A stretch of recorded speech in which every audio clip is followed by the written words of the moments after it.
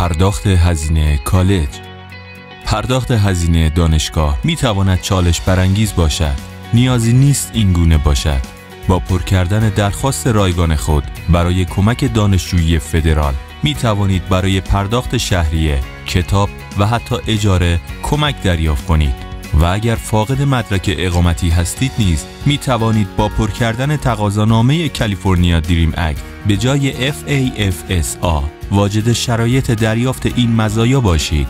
ارسال این درخواست ها می تواند منجر به گزینه‌های مختلف کمک مالی شود، همچون کمک هزینه ها و بورسیه ها که مجبور به بازپرداخت آنها نیستید. برنامه‌های کار، تحصیل که به شما در یافتن شغلی پاره وقت کمک می‌کنند که با آن بتوانید کسب درآمد کنید و وام‌هایی که به مرور زمان بازپرداخت می‌کنید. اجازه ندهید مسائل مالی مانع از رسیدن شما به اهداف تحصیلی و شغلیتان شود. برای اطلاع از اینکه آیا کمک مالی در انتظار شماست یا برای صحبت با یک متخصص به ما در futurebuild.org مراجعه کنید.